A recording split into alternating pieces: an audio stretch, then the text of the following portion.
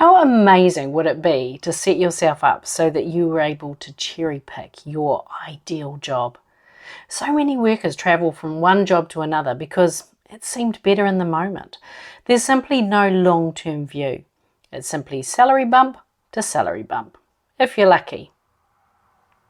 Today I'm sharing an easy to implement framework for choosing your next role based on its ability to move you exponentially closer to your dream job. Let's get started, shall we? Well, hello, beautiful people, and welcome to the Project Joyful podcast. I'm your host, Tracy Tutty, your medical herbalist and high performance coach. So, hey, Project Joyful isn't just about being happy. It's about consciously creating a life you love. It's about remembering how to reconnect with your soul-centered joy. You know, that joy that comes from doing what you love, from living on purpose, and from being in a life that allows you to experience deep joy moment by moment. So hey, let's get started, shall we? When it's time to change your job, do you do it because A, you'd like more money, B, you don't like your current setup, be that the boss, your team, the location, or the job itself, or C, you have a plan and it's time to master some more on-the-job tools? Here's the rub. If you've left because you want more money, you may feel further ahead than the colleague who's working option C in the short term. But once the foundation is laid and the momentum begins to kick in for colleague C, not only will they bypass you, they'll be earning money that you can only dream of. If you chose option B, it's important to know why that matters to you. If it's a colleague, your boss, or the team, heal that relationship before you leave. Otherwise, there's a high probability that you'll land where it feels familiar. And you'll find yourself with a new boss, a new colleague, or the team pushing the same old buttons. Today's episode is all about option C, beginning or advancing your career with the end in mind. You may find yourself passing on a seemingly short-term lucrative opportunity, knowing that if you're strategic now, you set yourself up to cherry-pick your dream job later. Oh, and for those marching at pace, later doesn't need to be that far away. So let me ask you a question. Before we do that, let's just reset our nervous system. Take a slow breath in, hold it, and slowly let it out. Good. Now allow your breath to find its own natural rhythm. Okay, so it's 10 years from today and you're in your dream job. This is the job that lights you up. It feeds your soul. You feel recognized, rewarded, and alive. What are you doing? Where are you working? Who are you serving? How many hours are you working? Who are you working for? And why are you choosing to work for them? What is it that matters most to you as that person in that dream job?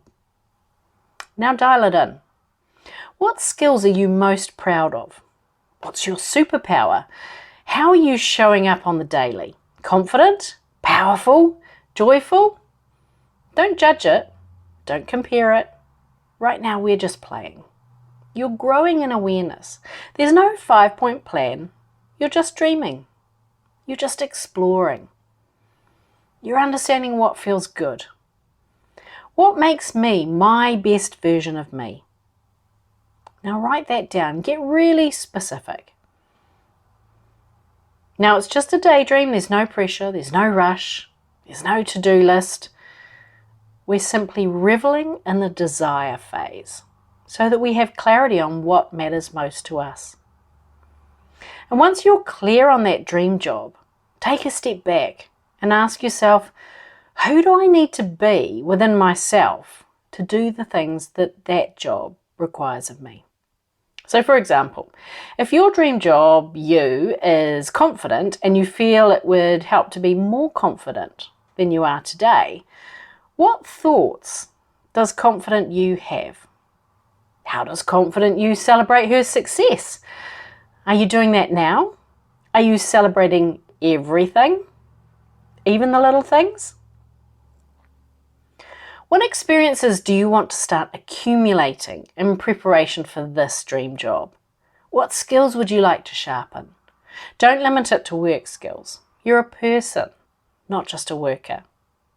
Okay, so now you're starting to accumulate your container of beingness and its associated feelings, experiences, and skills. Take a moment now and tell me about the job before that dream. Tell me about the job before that dream job. You know, the one that set you up to effortlessly walk into that dream job. What are you doing there? Where are you working? Who are you serving? How many hours are you working? Are those the hours you want to be working? Who are you working for, and why are you choosing to give your time to them? What matters most to you in this job? How are you being? What skills and experiences are you accumulating in this role?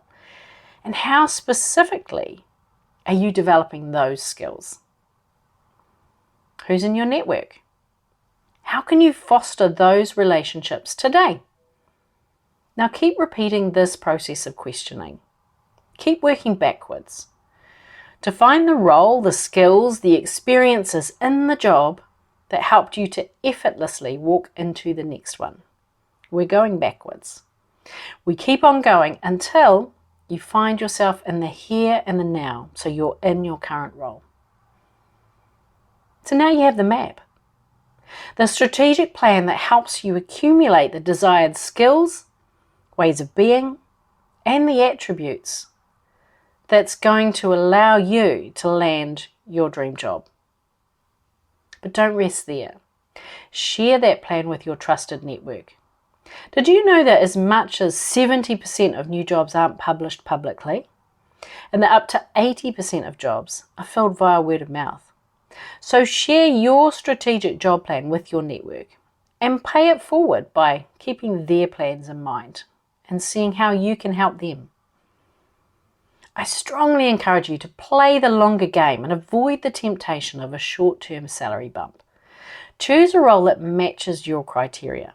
Now, the salary bump could still be part of the equation, but it's not the only reason.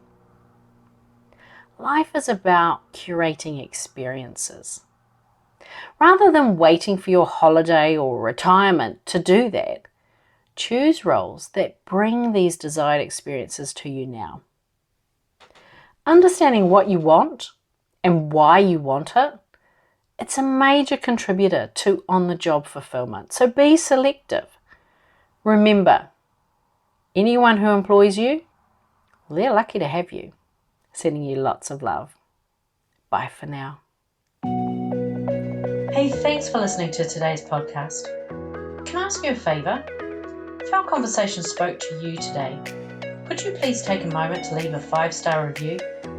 Your review will help people discover this podcast, and together we can create a world where there's even more love and more laughter. And if you want to hear more from the Project Joyful podcast, just click the subscribe button. Bye for now.